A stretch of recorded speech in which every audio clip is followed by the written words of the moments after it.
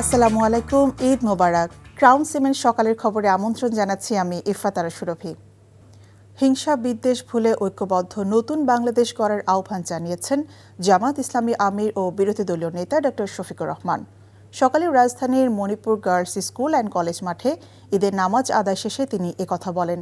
এবার ঈদ যাত্রায় ভোগান্তি নিয়ে ক্ষোভ প্রকাশ করে জামাত আমির বলেন, এটা সড়ক পরিবহন মন্ত্রীর জন্য লজ্জার। বিশ্ববাসীর শান্তি কামনা করে তিনি বলেন, গাজা, ফিলিস্তিন, ইরান ও কাশ্মীরবাসীর কাছে ঈদের আনন্দ নেই। যারা মানবতার পক্ষে, আল্লাহ তাদের জয় দান করুন। জুলাই জাতীয় সনদ বিষয়ে ডক্টর শফিক জানান, জাতীয় ভোট আর গণভোটের মধ্যে একটা হালাল হলে আরেকটা হারাম হবে কেন?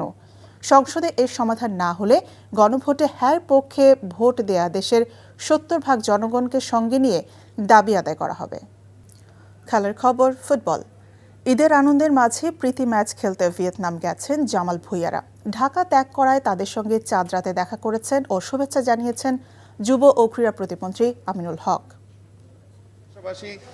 আমার খেলোয়াড়রা সবাই তারা ঈদ নিজের পরিবারের সাথে পালন না করে তারা দেশের জন্য খেলতে যাচ্ছে। সো তাদের প্রতি আমার শুভকামনা রইল এবং তাদের যারা পরিবার রয়েছে তাদের প্রতি সবাইকে আমি জানাই ঈদ মোবারক, যে আপনার সন্তান বা আপনার যে পরিবারের যে অংশটি দেশের জন্য খেলতে যাচ্ছে তাদের জন্য আপনারা দোয়া করবেন এবং আমাদের দোয়া সবসময় রয়েছে এবং আমরা আপনাদের সেই সকল পরিবারের পাশে রয়েছি, সবসময় থাকবো ইনশাআল্লাহ।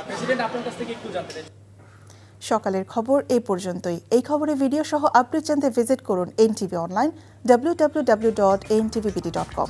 এছাড়াও এনটিভি জনপ্রিয় সব অনুষ্ঠান এবং খবরের আপডেট জানতে ভিজিট করুন আমাদের ইউটিউব ও ভেরিফাইড ফেসবুক পেজ। 12টায় মধ্যাহ্নের খবর দেখার আমন্ত্রণ রইল। ধন্যবাদ সবাইকে।